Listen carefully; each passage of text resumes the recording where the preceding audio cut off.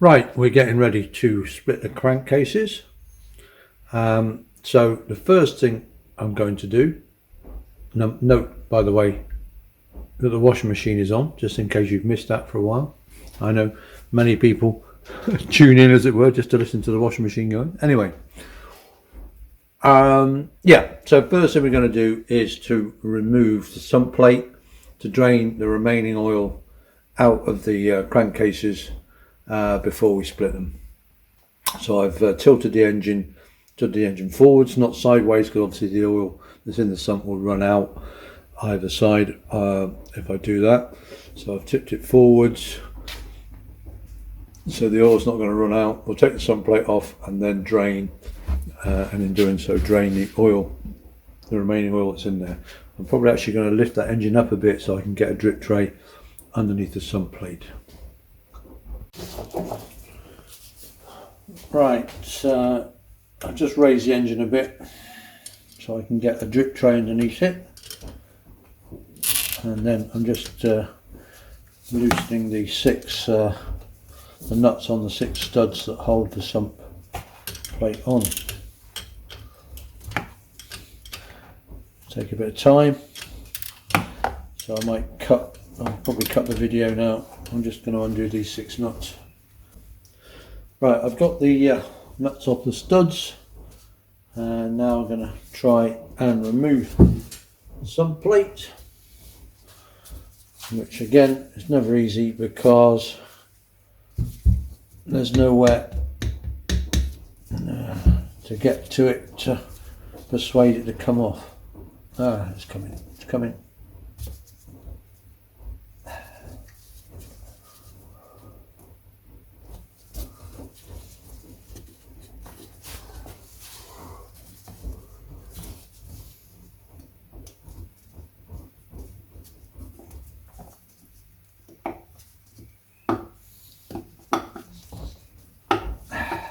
Just stuck on the studs, I think.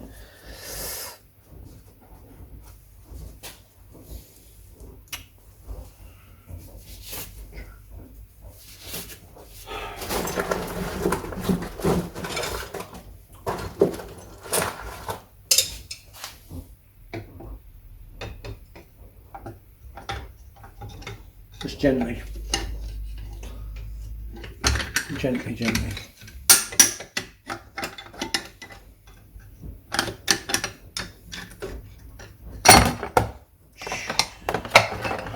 Right, that's the bottom plate. The actual sump plate is in a couple of bits. So you've got the sump plate, and then you've got a gauze filter underneath it, and we'll try and get that off. I need to at the moment. The main thing is to get the plate off so we can drain the oil that's still in there.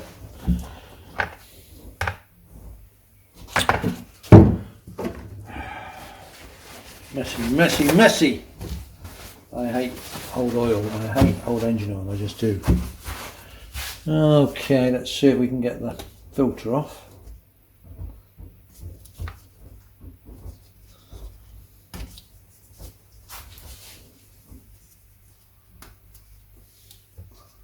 That's the gasket on top of the filter beginning to give way. That was my fingernail beginning to give way.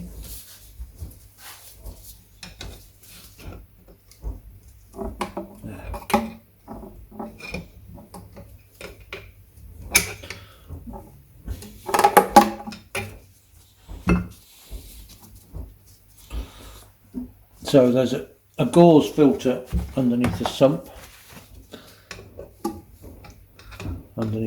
plate, or on top of the sump plate.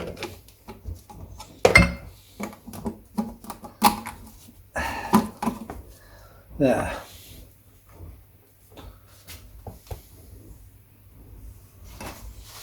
And there we've finally got access to the sump itself. So what we do now is we're going to tip the engine back, going to sit it on the drip tray, if it will support that weight. Hopefully it will. There.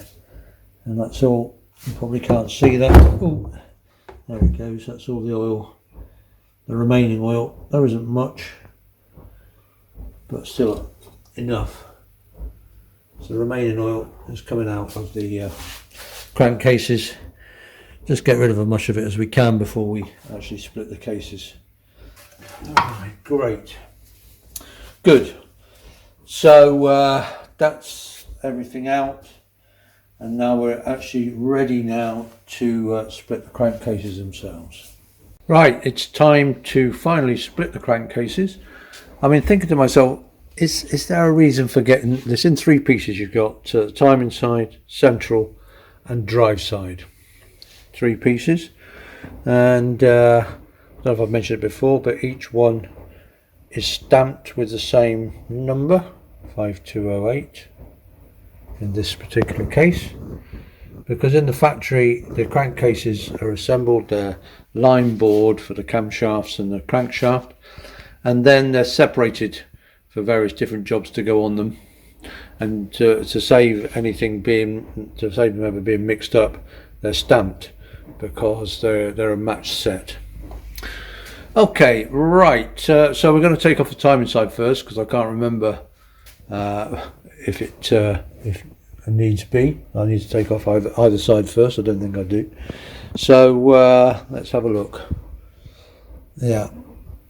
Okay, so we've got these two studs at the top, and then we've got engine bolts around the outside. So we got these two, and then there's a sneaky one right down at the bottom there. 3, 4, 5, 6.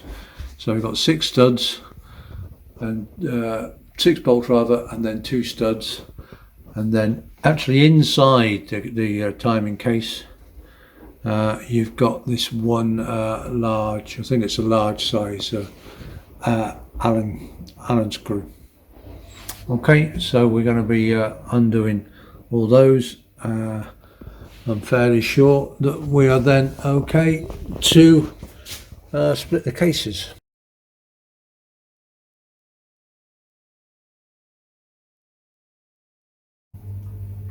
Okay, so the first thing we're going to do is to remove this Allen screw from inside the timing case. Again, short, sharp shock, always the best way of undoing nuts and things, rather than a long sort of heave.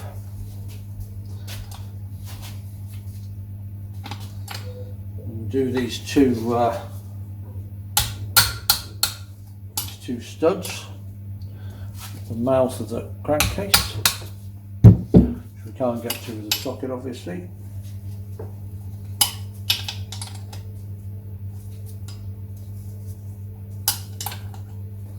There we go, they're loosened off. Then we get the Mega Blaster, and we should be able to do the other bolts with that.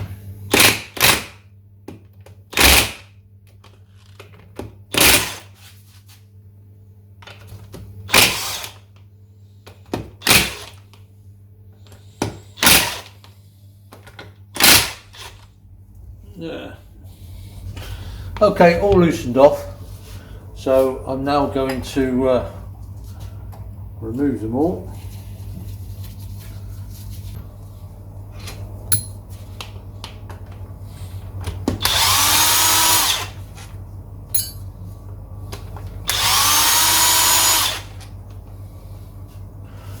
Okay, there we go. So let's have a look. We double check, treble check, treble check that we have removed all of the clamping bolts and studs and Allen screws and whatever else. Yeah. Okay, because we're now going to remove the timing side. Now what I'm going to do is I'm just going to give it a little tap with a hammer, with obviously a soft face to begin with, to see if it will move. I don't know it will, but if it does, we use that method. If it doesn't, we use my patent crankshaft splitting.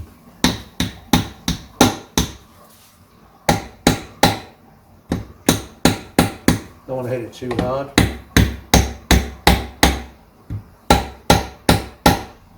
Don't like it. So going to use my patent method if we can. Patent method, get a drift. Take a drift in this case. We'll make it in that case.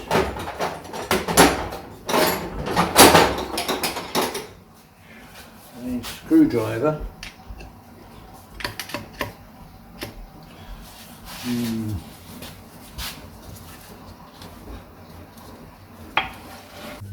Right, I've decided that it's going to be easier to take off the drive side first, because I can use my patent method for getting the drive side off, which isn't so easy on the timing side.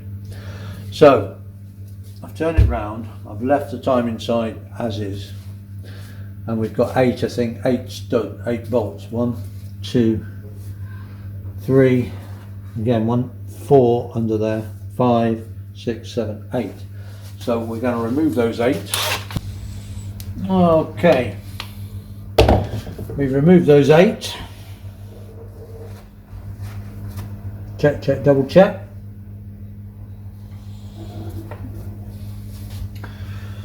Right, then we'll try my patent method. Whoops.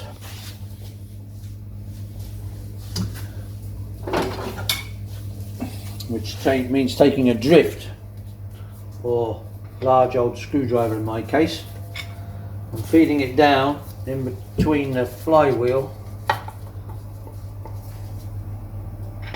and the outer crankcase.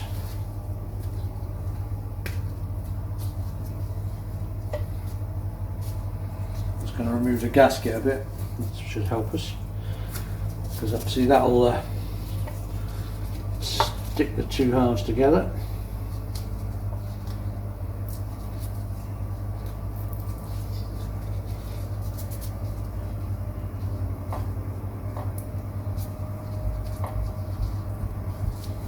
There we go. Right. Don't try this at home, kids, and don't tell anyone you saw me do this, okay? Because it's completely not kosher.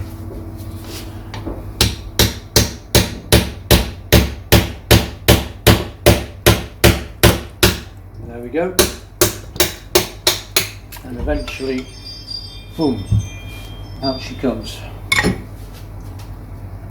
Obviously, you really have to make sure that you've removed all of the crankcase bolts before you do anything like that. But a drift down in between the flywheel and the case, just gently, no damage done. Main bearing looks in good condition. We've got the camshafts.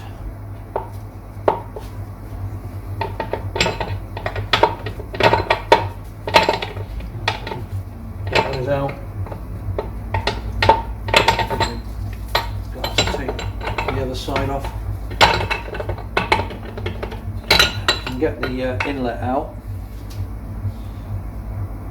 The exhaust, I'm not sure.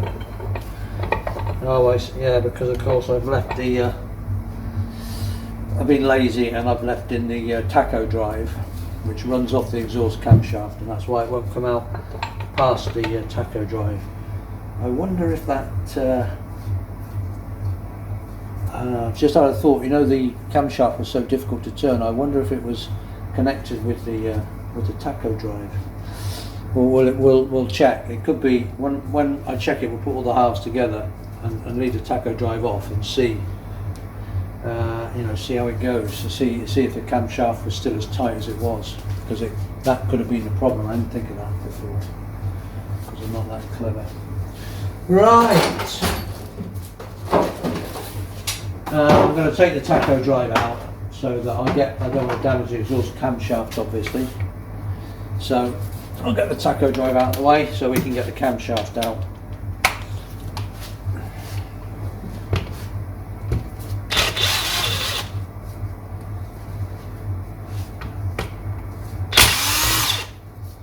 Now, can I reach that last one? down. No is the answer.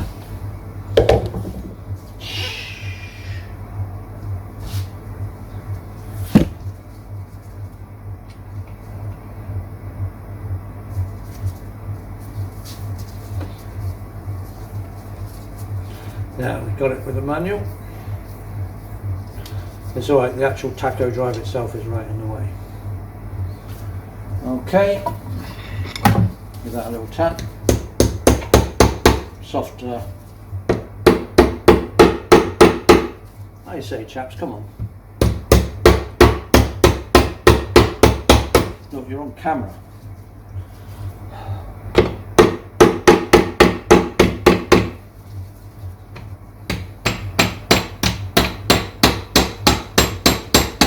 Blimey, I just thought, I'll just tap this out of the way. Jesus. The best laid plans, huh? There we go. Just needed twisting a bit.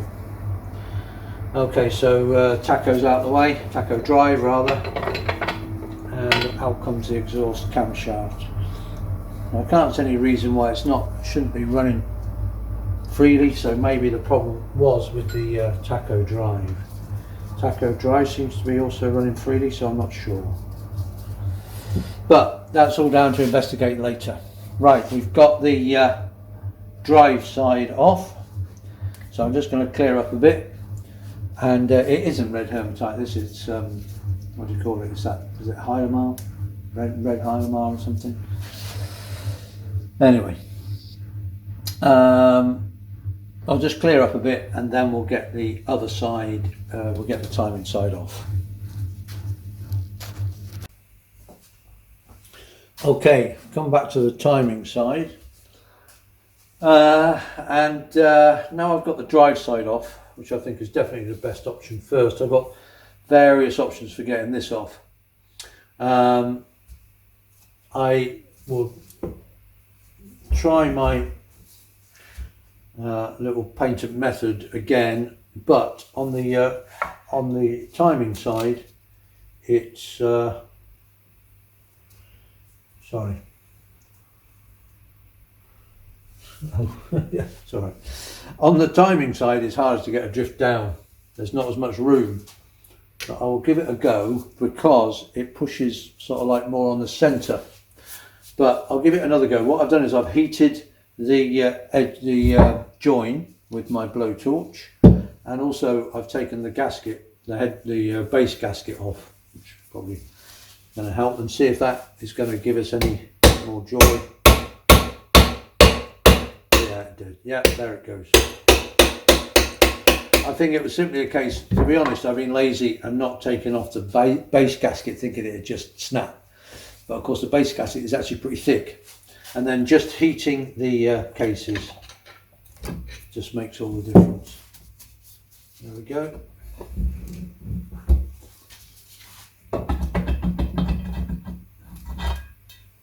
And off she comes. And that is the, yeah, so that's the timing side. Some marks of damage on the inner side of the crankcase. Something, you know, we noted that there was damage on the one of the flywheels. Is it on this side? Not sure. I'll have a look, but there's something's definitely rotated and damaged the inside of that crankcase at some point in its life. Not too bad. It's not smashed it or anything, but it's obviously hit it with some force. Maybe it was I was going to say a snap conrod, but a snap conrod would have just punched the hole straight through the case. Yeah, there's signs of damage. Yeah, something's happened. I thought so. I don't know if you can see here. I'll just have a look. But when I was looking before, I thought that looks like a weld, a mend patch there. And sure enough, on the inside, there's definitely, you probably can't see it, I can't turn it, but there's something. And is that on the exhaust? No, that's actually on the inlet manifold, on the inlet camshaft. I was thinking, that's why it's been welded and it's just moved the bearing out of line. But that mend is indeed on the inlet manifold, so the inlet camshaft side. Anyway, yeah, something's gone through the case there at some time in its life. Don't know what, because it's in a strange position. But no, there's another weld there. Hadn't spotted that from the outside. But yes, there's crack there. I don't know if you can see that. There's a weld there. And obviously there's damage, if you can see. Get it where you can see it. I know you can. Damage there where something has hit the inside of the casing there. And I think you can see it, I'm not sure. Anyway, yeah, so definitely at some point something's gone bang in this on this crankshaft. And yeah, so was it a rod? Maybe it was a rod that broke off, but maybe it didn't punch its way out because it might have broken off very low down. That's a possibility. Anyway, we'll probably never know, but obviously as we take the engine apart we'll get to investigate further. So that's the smaller timing side bearing on there, and the outer race of the bearing is still in the timing side crankcase. Right, so all that remains now is for us to remove the crankshaft from the centre section of the crankcases. And to do that, I don't know if we can see, right, I'll move the camera and so we can see what we're doing, and then we'll do that. Right, so we're going to take the crankshaft out of the central crankcase now, and to do that we undo these nuts which hold the main bearing caps on. We've already undone two because we were trying to get the caps off with the engine sort of like not disassembled, but couldn't do that. That's why we disassembled it. Note that the bearing caps are marked D and T for drive side, timing side, and they're also stamped 5208, which of course is the same as the number stamped on the cases. So again, when it's when it's all line board, everything then is make sure that everything matches up and you've got the right pieces going back in the right crankcases. Okay, and that's why it's often hard to replace any damaged crankcases on these, because everything's line board and they line up as they were in the factory. Okay, so we're just going to undo these four nuts and then try and get the caps off, lift the crankshaft out of the casing. Because we've undone the nuts, but of course we know that the main bearing caps are pretty tight on their studs, so we've got to try and persuade the caps to let go. Yeah.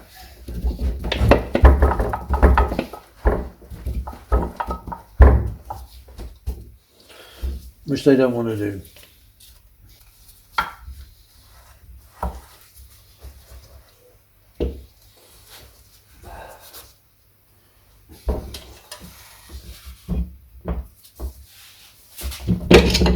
There they go.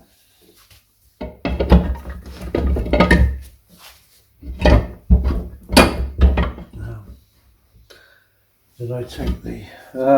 no I didn't. No I didn't. Right. Okay, let's see if we can put this back in without damaging too much. Yes. Yeah. Okay, let's have a look. Oh, crikey. They're like new. Those big end shells are like new after all that. We'll probably find that the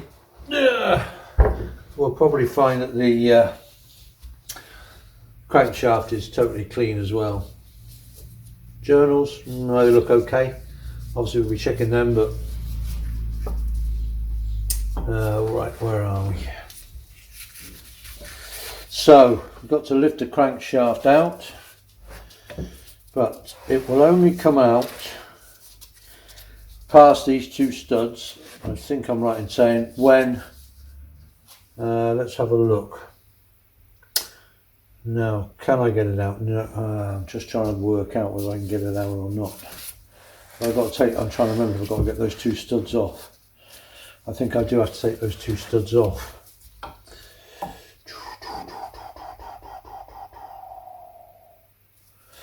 Let's have a go, because I've got to get these sides of the crankshaft past the studs, but then I've got to get the sides of the centre crankshaft past the mouth of the inner crankcase.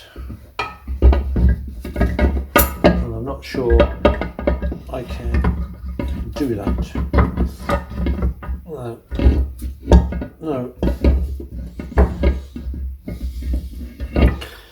No, as soon as one comes into line, then the other one doesn't. So yeah, I'm going to have to take off the studs so that I can then lift the centre. The centre will come out.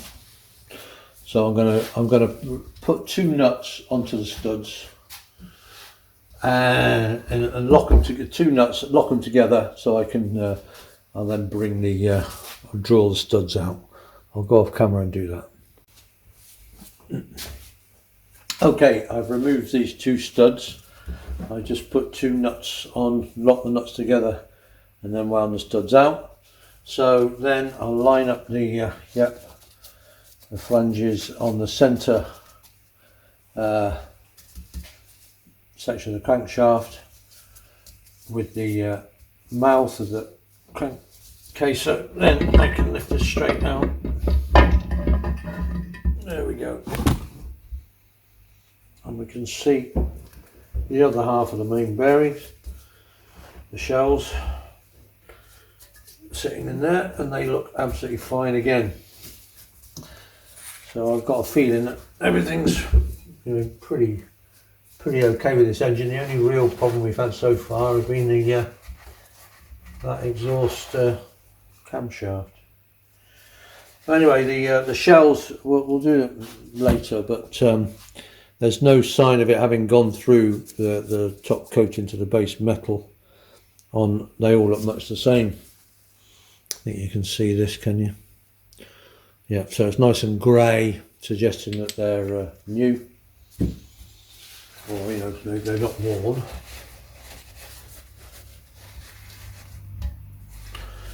So I mean, we may well replace them anyway once we've got the engine out, but as a matter of course, they're not cheap, mine, but we'll see. Right, anyway, crankshaft out. Hurrah. So the last job we've got to do is to take the conrods off the crankshaft.